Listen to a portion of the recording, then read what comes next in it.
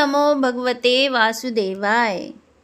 भारतवर्ष में एक प्रतापी और दानी राजा राज्य करता था। वह नित्य गरीबों और ब्राह्मणों की सहायता करता था। यह बात उसकी रानी को अच्छी नहीं लगती थी। वह ना ही गरीबों को दान देती, ना ही भगवान का पूजन करती थी और राजा को भी दान देने से मना किया करती थी।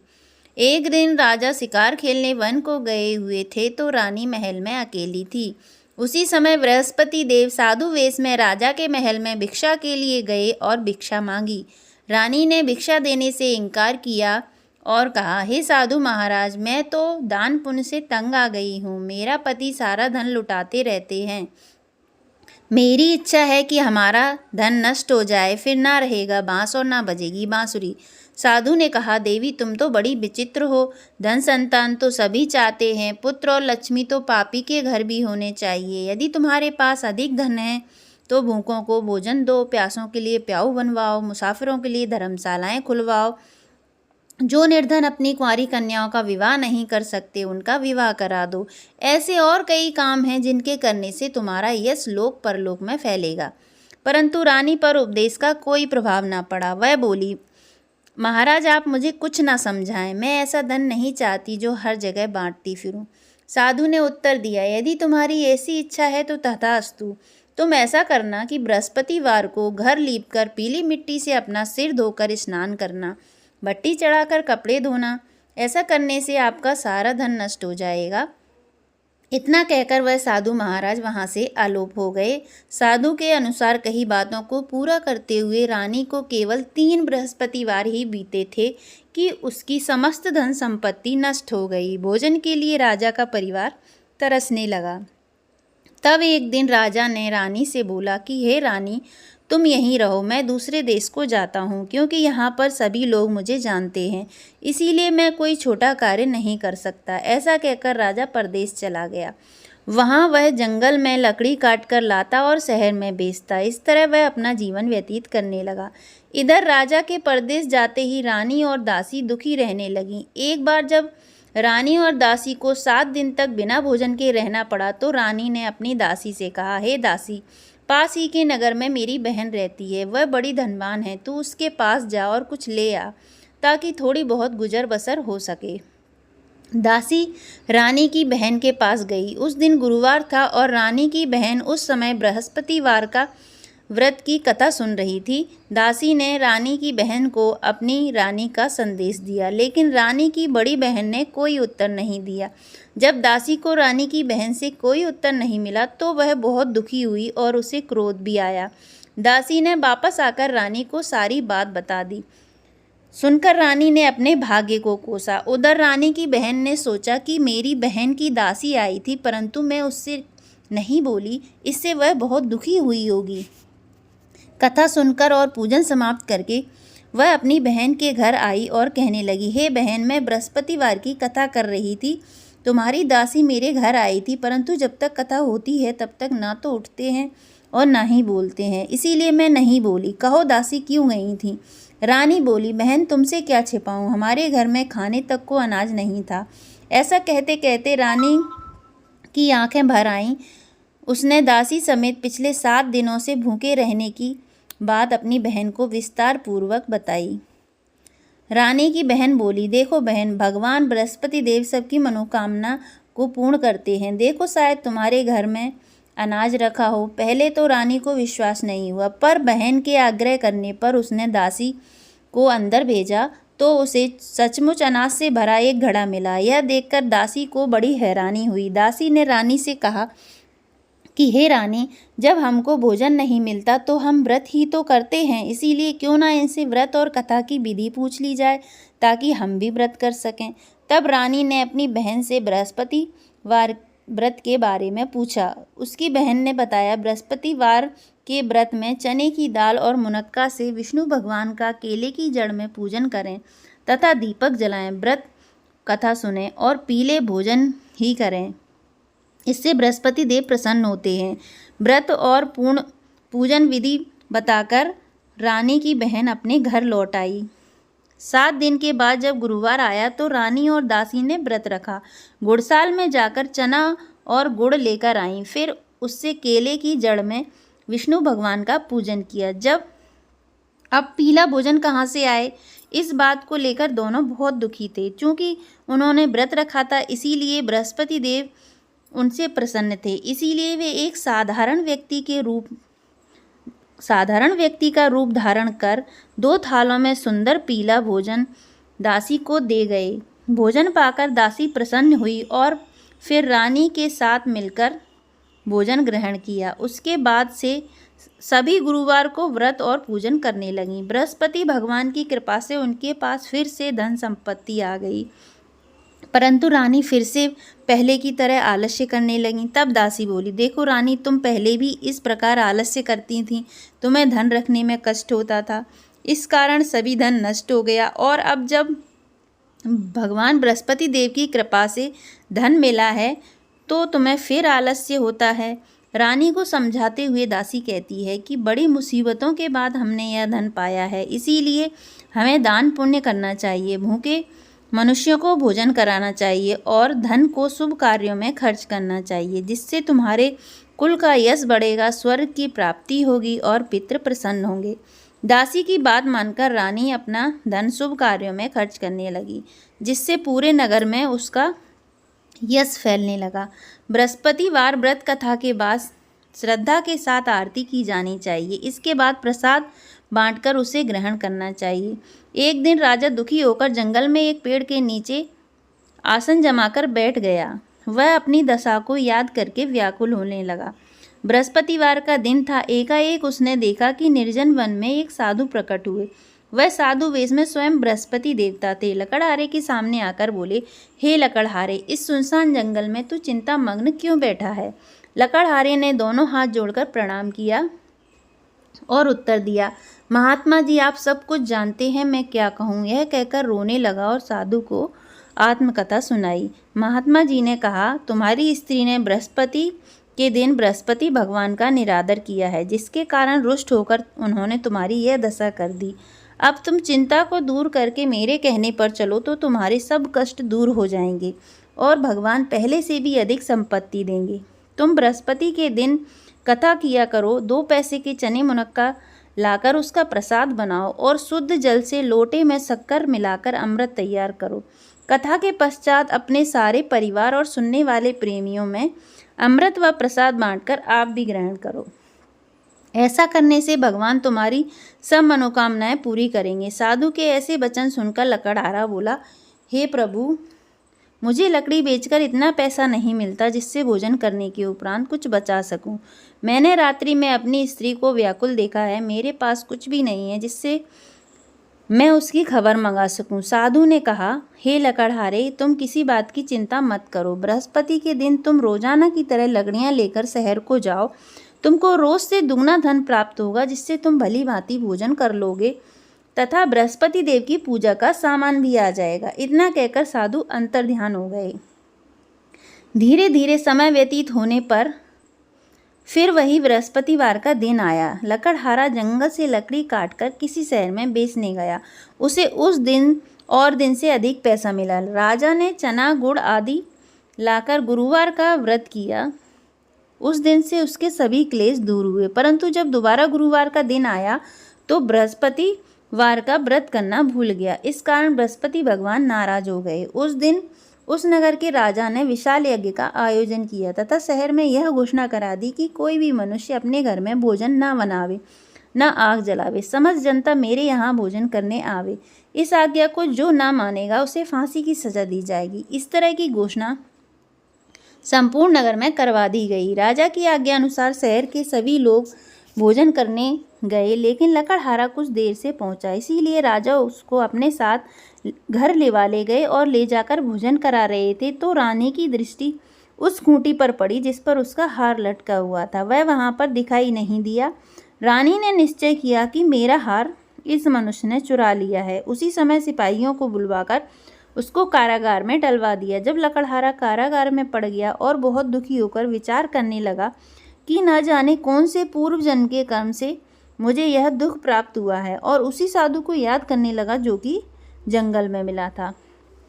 उसी समय तत्काल बृहस्पति देव साधु के वेश में प्रकट हुए और उसकी दशा को देखकर कहने लगे, अरे मूर्ख, तूने बृहस्पति देव की कथा नहीं करी, इस कारण तुझे दुख प्राप्त हुआ है। अब चिंता मत कर, बृहस्पतिवार के दिन कारागार के दरवाजे पर 4 पैसे पड़े मिलेंगे, उनसे तू बृहस्पति देव की पूजा करना, तेरे सभी कष्ट दूर हो जाएंगे। बृहस्पति के दिन उसे 4 पैसे मिले। लकड़हारे ने कथा कही। उसी रात्रि को बृहस्पति देव ने उस नगर के राजा को स्वप्न में कहा, हे राजा, तुमने जिस आदमी को कारागार में बंद कर दिया है वह निर्दोष है, वह राजा है, उसे छोड़ देना।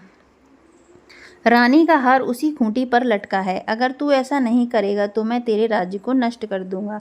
इस तरह रात्रि के स्वप्न को देखकर राजा प्रातःकाल उठा और खूंटी पर हार देखकर लकड़हारे को बुलाकर क्षमा मांगी तथा लकड़हारे को योग्य सुंदर वस्त्र आभूषण देकर विदा कर दिया। बृहस्पति देव की आज्ञा अनुसार लकड़हारा अपने नगर को चल दिया।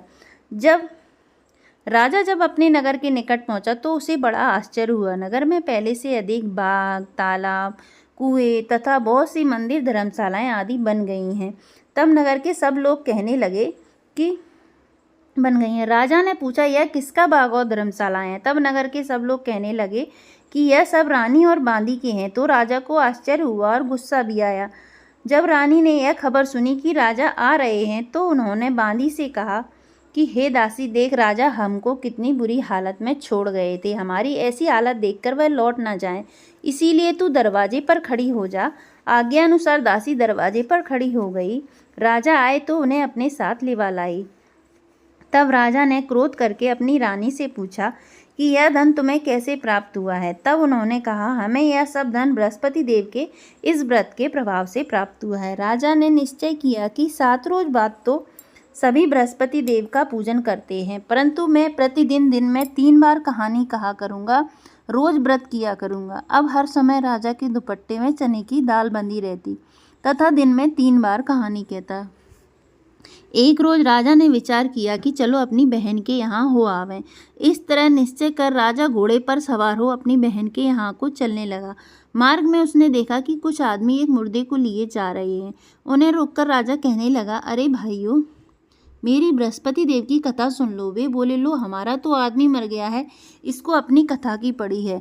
परंतु कुछ आदमी बोले, अच्छा कहो, हम तुम्हारी कथा भी सुनेंगे। राजा ने दाल निकाली और जब कथा आधी हुई तो मुर्दा हिलने लग गया और जब कथा समाप्त हो गई तो राम राम करके मनुष्य उठकर खड़ा हो गया।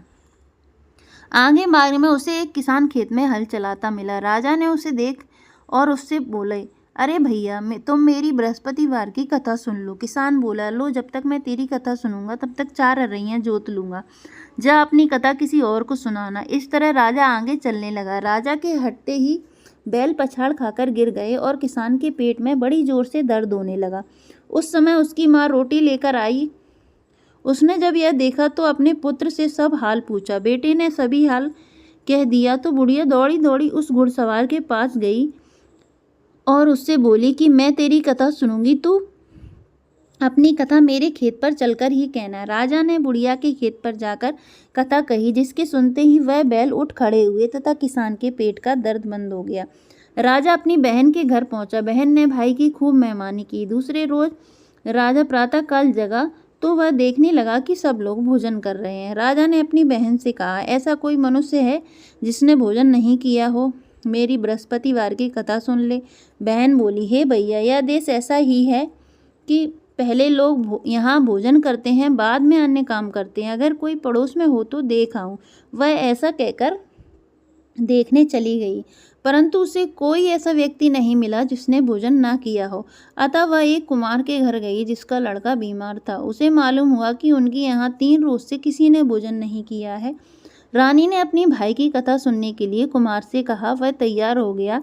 राजा ने जाकर बृहस्पतिवार की कथा कही, जिसको सुनकर उसका लड़का ठीक हो गया। अब तो राजा की प्रशंसा होने लगी। एक रोज राजा ने अपनी बहन से कहा कि हे बहन, हम अपने घर को जाएंगे, तुम भी तैयार हो जाओ। राजा की बहन ने अपनी सास से कहा। सास ने कहा, हाँ चली जा, परंतु अपने लड़कों को मत ले जाना, क्योंकि तेरे भाई के कोई औलाद नहीं है। बहन ने अपने भैया से कहा, हे भैया, मैं तो चलूंगी पर कोई बालक नहीं जाएगा। राजा बोला, जब कोई बालक नहीं चलेगा तब तुम ही क्या करोगी? बड़े दुखी मन से राजा अपने नगर को लौट आया। राजा ने अपनी रानी से कहा, हम निर्वंशी हैं, हमारा मुंह देखने का धर्म नहीं है, और कुछ भोजन आदि नहीं किया। रानी बोली, हे प्रभु, बृहस्पति देव ने हमें सब कुछ दिया है, वह हमें औलाद अवश्य देंगे। उसी रात को बृहस्पति देव ने राजा से स्वप्न में कहा, हे राजा, उठ, सभी सोच त्याग दे, तेरी रानी गर्भ से है। राजा की यह बात सुनकर बड़ी खुशी हुई। 90 महीने में उसके गर्भ से एक सुंदर पुत्र पैदा हुआ। तब राजा बोला, हे रानी, स्त्री बिना भोजन के रह सकती है, पर बिना कहे नहीं रह सकती। जब मेरी बहन आए तो तुम उससे कुछ मत कहना। रानी ने सुनकर हाँ कर दिया। जब राजा की बहन ने यह शुभ समाचार सुना तो वह बहुत खुश हुई और बधाई लेकर अपने भाई के यहाँ आई। तभी रानी ने कहा, घोड़ा चढ़कर तो नहीं आई, गधा चढ़ी आई। राजा की बहन बोली, भाभी, मैं इस प्रकार ना कहती तो तुम्हें औलाद कैसे मिलती। बृहस्पति देव ऐसे ही हैं, जैसी जिसके मन में कामनाएं हैं सभी को पूर्ण करते हैं। जो सद्भावना पूर्वक बृहस्पतिवार का व्रत करता है एवं कथा पढ़ता है अथवा सुनता है, दूसरों को सुनाता है, बृहस्पति देव उसकी सभी मनोकामनाएं पूर्ण करते हैं। भगवान बृहस्पति देव उसकी सदैव रक्षा करते हैं। संसार में जो मनुष्य सद्भावना से भगवान जी का पूजन व्रत सच्चे हृदय से करते हैं तो उनकी सभी मनोकामनाएं पूर्ण करते हैं। जैसी सच्ची भावना से रानी और राजा ने उनकी कथा का गुणगान किया तो उनकी सभी इच्छाएं बृहस्पति देव जी ने पूर्ण की थी। इसीलिए पूर्ण कथा सुनने के बाद प्रसाद लेकर जाना चाहिए। हृदय से उनका मनन करते हुए जयकारा बोलना चाहिए। बोलो बृहस्पति देव की जय, विष्णु भगवान की जय। बृहस्पति देव की कथा। प्राचीन काल में एक ब्राह्मण रहता था। वह बहुत निर्धन था, उसके कोई संतान नहीं थी। उसकी स्त्री बहुत मलिनता के साथ रहती थी। वह स्नान ना करती, किसी देवता का पूजन ना करती। इससे ब्राह्मण देवता बड़े दुखी थे। बेचारे बहुत कुछ कहते किंतु उसका कुछ परिणाम न निकला। भगवान की कृपा से ब्राह्मण की स्त्री के कन्या रूपी रत्न पैदा हुआ। कन्या बड़ी होने पर प्रातः स्नान करके विष्णु भगवान का जाप व बृहस्पतिवार का व्रत करने लगी। अपने पूजन पाठ को समाप्त करके स्कूल जाती तो अपनी मुट्ठी में जौ भर के ले जाती और पाठशाला के मार्ग में डालती जाती। तब ये जौ स्वर्ण के हो जाते तो लौटते समय उनको बीनकर घर ले आती थी। एक दिन वह बालिका सूप में उस सोने के जौ को फटक कर साफ कर रही थी कि उसके पिता ने देख लिया और कहा, हे बेटी, सोने के जौ फटकने के लिए सोने का सूप होना चाहिए। दूसरे दिन बृहस्पतिवार था। इस कन्या ने व्रत रखा और बृहस्पति देव से प्रार्थना करके कहा, मैंने आपकी पूजा सच्चे मन से की हो तो मेरे लिए सोने का सूप दे दो। बृहस्पति देव ने उसकी प्रार्थना स्वीकार कर ली। रोजाना की तरह वह कन्या जौ फैलाती हुई जाने लगी और जब लौटकर जौ बीन रही थी तो बृहस्पति देव की कृपा से उसे सोने का सूप मिला। उसे वह घर ले आई और उसमें जौ साफ करने लगी, परंतु उसकी माँ का वही ढंग रहा। एक दिन की बात है कि वह कन्या सोने के सूप में जौ साफ कर रही थी कि उस समय उस शहर का राजपुत्र वहां से होकर निकला। इस कन्या के रूप और कार्य को देखकर मोहित हो गया और उस अपने घर आकर भोजन तथा जल त्याग कर उदास होकर लेट गया। राजा को इस बात का पता लगा तो अपने प्रधानमंत्री के साथ उसके पास गए और बोले, हे बेटा, तुम्हें किस बात का कष्ट है? कि किसी ने अपमान किया है अथवा और कारण हो सो कहो, मैं वही कार्य करूँगा जिससे तुम्हें प्रसन्नता हो। अपने पिता की राजकुमार ने बातें सुनी तो वह बोला, मुझे आपकी कृपा से किसी बात का दुख नहीं है, किसी ने मेरा अपमान नहीं किया है, परंतु मैं उस लड़की से विवाह करना चाहता हूँ जो सोने के सूप में जौ साफ कर रही थी। यह बात सुनकर राजा आश्चर्य में पड़ा और बोला, हे बेटा, इस तरह की कन्या का पता तुम ही लगाओ, मैं उसके साथ तेरा विवाह अवश्य ही करवा दूंगा। राजकुमार ने उस लड़की के घर का पता बतलाया। तब मंत्री उस लड़की के घर गए और ब्राह्मण देवता को सभी हाल बतलाया। ब्राह्मण देवता राजकुमार के साथ अपनी कन्या का विवाह करने के लिए तैयार हो गए। विधि विधान के अनुसार ब्राह्मण की कन्या का विवाह राजकुमार के साथ हो गया।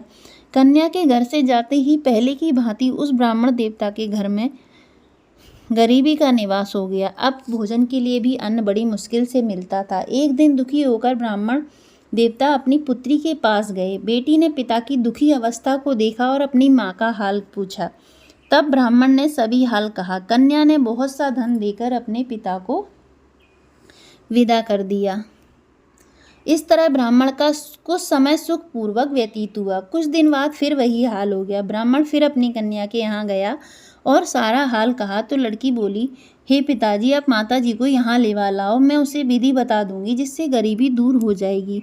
वह ब्राह्मण देवता अपनी स्त्री को साथ लेकर पहुंचे तो अपनी माँ को समझाने लगी, हे माँ, तुम प्रातःकाल प्रथम स्नान आदि करके विष्णु भगवान का पूजन करो तो सब दरिद्रता दूर हो जाएगी। परंतु उसकी माँ ने एक भी बात नहीं मानी और प्रातःकाल उठकर अपनी पुत्री के बच्चों के जूठन को खा लिया। इससे उसकी पुत्री को भी बहुत गुस्सा आया और एक रात को कोठरी से सभी सामान निकाल दिया और अपनी माँ को उसमें बंद कर दिया। प्रातःकाल उसे निकाला और स्नान आदि करा के पाठ करवाया तो उसकी माँ की बुद्धि ठीक हो गई। फिर प्रत्येक बृहस्पतिवार को व्रत रखने लगी। इस व्रत के प्रभाव से उसके माँ बाप बहुत ही धनवान और पुत्रवान हो गए और बृहस्पति जी के प्रभाव से इस लोक के सुख भोगकर स्वर्ग को प्राप्त हुए। बोलो बृहस्पति देव की जय, बोलो विष्णु भगवान की जय। बृहस्पति देव की आरती। ओम जय बृहस्पति देवा, ओम जय बृहस्पति देवा, छिन छिन भोग लगाऊं कदली फल मेवा। ओम जय बृहस्पति देवा, तुम पूर्ण परमात्मा, तुम अंतर्यामी, स्वामी तुम अंतर्यामी, जगत पिता जगदीश्वर तुम सबके स्वामी। ओम जय बृहस्पति देवा, चरणामृत निज निर्मल सब पातक हरता, स्वामी सब पातक हरता, सकल मनोरथ दायक कृपा करो भरता। ओम जय बृहस्पति देवा, तन मन धन अर्पण करे जो कोई शरण पड़े, स्वामी जो कोई शरण पड़े, प्रभु पिर कट तब हो करे आ करे द्वार खड़े। ओम जय बृहस्पति देवा, दीन दयाल दयानिधि भक्तन हितकारी, स्वामी भक्तन हितकारी, पाप दोष सब हरता भव बंधन हारी। ओम जय बृहस्पति देवा, सकल मनोरथ दायक सब संशय तारो, स्वामी सब संशय तारो, विषय विकार मिटाओ संतन सुखकारी। ओम जय बृहस्पति देवा, जो कोई आरती तेरी प्रेम सहित गावे, स्वामी प्रेम सहित गावे, ज्येष्ठानंद बंद सो सो निश्चय फल पावे। ओम जय बृहस्पति देवा। सब बोलो विष्णु भगवान की जय, सब बोलो बृहस्पति देव की जय। अगर आपको आज की कथा पसंद आई हो तो वीडियो को लाइक एंड चैनल को सब्सक्राइब ज़रूर करें। धन्यवाद।